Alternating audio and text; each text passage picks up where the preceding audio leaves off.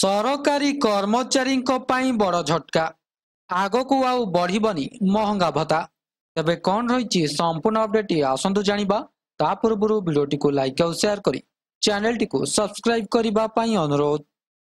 महंगा भत्ता एक स्वतंत्र भत्ता जहाँ केंद्र एवं राज्य सरकारी कर्मचारी एवं पेंशनभोगी को वर्धित मुद्रास्फीति आश्वस्ति प्रदान करे।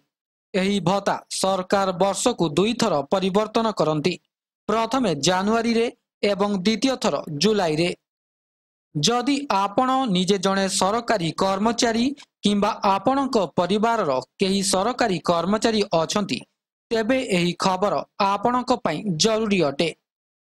एक नुआ अपडेट अनुଯାयी एही खबर देखिबा परे प्राय 1,25,00,000 कर्मचारी एवं पेंशनभोगी निराश होई पारंती। निकटरे सरकार महंगा भत्ता एवं महंगा रिलीफ रे 2% वृद्धि घोषणा करथिले, जहाँ एहाकू 55% को वृद्धि करिथिला। महंगा भत्तारे एही वृद्धि गत 78 मास जथा प्राय 6.5 वर्ष मध्यरे सर्वनिम्न थिला, किंतु एबे 2025 रो प्रथम 3 मासरे मुद्रास्फीति ह्रास जोगु परवर्ती महंगा भत्ता वृद्धि 2% रु कम किंबा शून्य होई पारे बोली आशंका करा जाउछि। तेबे सप्तम वेतन कमिशन रो शेष महंगा भत्ता वृद्धि केते रहिबो? एही खबर सही कर्मचारी एवं पेंशनभोगी को निराश करिबो जेउ माने जुलाई एवं डिसेंबर 2025 पई भल महंगा भत्ता वृद्धि आशा करुथिले। एहा सप्तम वेतन कमिशन रो शेष महंगा भत्ता वृद्धि हेबो, कारण वेतन कमिशन रो 10 वर्षर कार्यकाल 2025 डिसेंबर 31 रे शेष हेउछि। संप्रति सरकार अष्टम वेतन कमिशन गठन को अनुमोदन करिसंती। नुआ वेतन कमिशन केंद्रीय कर्मचारी दरमा वृद्धि संपर्क में सुपारिश करिबो। तेबे आसंतु जानिबा महंगा भत्ता कौन? महंगा भत्ता एक स्वतंत्र भत्ता जहाँ केंद्र एवं राज्य सरकारी कर्मचारी एवं पेंशनभोगी को वर्धित मुद्रास्फीतिर प्रभाव को ह्रास करिबा पई दिया जाइथाए। एही भत्ता वर्ष को दुई थर परिवर्तन करा जाए, प्रथमे जानुआरी रे एवं द्वितीय थर जुलाई रे। प्रथम वृद्धि साधारणतः मार्च मासरे एवं द्वितीय वृद्धि अक्टोबर किंबा नवेम्बर मासरे घोषणा करा जाए। अखिल भारतीय उपभोक्ता मूल्य सूचकांक जथा AICPI IW आधार रे महंगा भत्ता गणना करा जाए। एही सूचकांक कर्मचारी प्रकृत आय बजाय रखिबारे साहाय्य करे। तेबे प्रश्न उठुची महंगा भत्ता वृद्धि ह्रासर कारण कौन?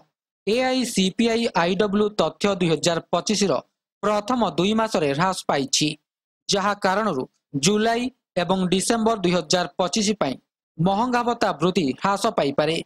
महंगा भत्ता वृद्धि गणना पई AICPI IW एक गुरुत्वपूर्ण पारामीटर अटे।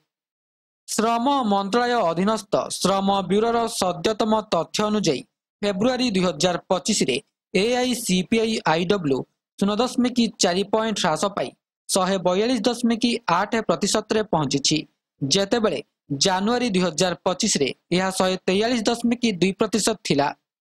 वर्ष आधार रे फेब्रुआरी 2025 रे मुद्रास्फीति हार 2.59% को ह्रास पाइथिला। फेब्रुआरी 2024 रे यह 4.90% थिला। विशेषज्ञ माने विश्वास करती जे मार्च एवं एप्रिल रे AICPI IW आहुरी ह्रास पाई पारे। CPI आधारित खुचुरा मुद्रास्फीति मार्च 2025 रे 5 वर्षर सर्वनिम्न 3.34% को ह्रास पाइछि, जहाँ फेब्रुआरी रे 3.61% थिला। तेबे आसंतु जानिबा महंगा भत्ता किपरि गणना करा जाए। AICPI IW रो हाराहारी आधार रे महंगा भत्ता गणना करा जाए। एही सूचकांक प्रति मासरे श्रम मंत्रालय द्वारा प्रकाशित हुए।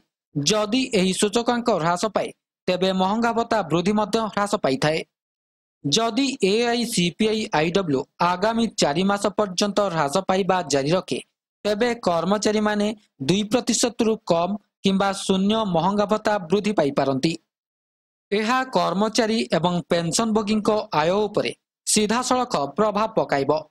महंगा भत्ता हेउची दरमा एवं पेंशन रो एक गुरुत्वपूर्ण अंश। जदि महंगा भत्ता वृद्धि न हुए तेबे कर्मचारी क्रय शक्ति प्रभावित होई पारे। ଏହା ସେମାନଙ୍କର ସଞ୍ଚୟ ଏବଂ ଜୀବନଶୈଳୀକୁ ମଧ୍ୟ ପ୍ରଭାବିତ କରିପାରେ। ତେବେ ଆସନ୍ତୁ ଜାଣିବା ସପ୍ତମ ବେତନ କମିଶନର ଭବିଷ୍ୟତ କ'ଣ ରହିଛି।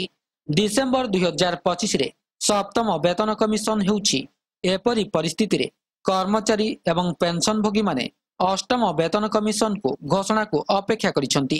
ଯଦି ମହଙ୍ଗା ଭତ୍ତା ବୃଦ୍ଧି କମ୍ ହୁଏ ତେବେ କର୍ମଚାରୀଙ୍କ ଆଶା ନୂତନ ବେତନ କମିଶନ ଉପରେ ସ୍ଥିର ହୋଇଯିବ। ତଥାପି ସରକାର ଏପର୍ଯ୍ୟନ୍ତ ଅଷ୍ଟମ ବେତନ କମିଶନ ଗଠନ ସମ୍ପର୍କରେ କୌଣସି ଆନୁଷ୍ଠାନିକ ଘୋଷଣା କରିନାହାନ୍ତି। କେନ୍ଦ୍ରୀୟ କର୍ମଚାରୀମାନେ ଦୀର୍ଘ ଦିନ ଧରି ମହଙ୍ଗା ଭତ୍ତାରେ ଭଲ ବୃଦ୍ଧି ପାଇଁ ଦାବି କରି ଆସୁଛନ୍ତି। ସେମାନଙ୍କର ଦାବି ହେଉଛି ସରକାର ମୁଦ୍ରାସ୍ଫୀତି ଅନୁସାରେ ମହଙ୍ଗା ଭତ୍ତା ବୃଦ୍ଧି କରନ୍ତୁ। ତେବେ ଏହା ଥିଲା ସମ୍ପୂର୍ଣ୍ଣ ଅପଡେଟଟି। ଭିଡ଼ିଓଟି ଭଲ ଲାଗିଥିଲେ ଭିଡ଼ିଓଟିକୁ ଲାଇକ୍ କରନ୍ତୁ, ସେୟାର କରନ୍ତୁ ଏବଂ ଚ୍ୟାନେଲଟିକୁ ସବସ୍କ୍ରାଇବ୍ କରିବାକୁ ଭୁଲନ୍ତୁ ନାହିଁ। ଭିଡ଼ିଓଟିକୁ ଶେଷ ପର୍ଯ୍ୟନ୍ତ ଦେଖିଥିବାରୁ ଆପଣଙ୍କୁ ବହୁତ ବହୁତ ଧନ୍ୟବାଦ।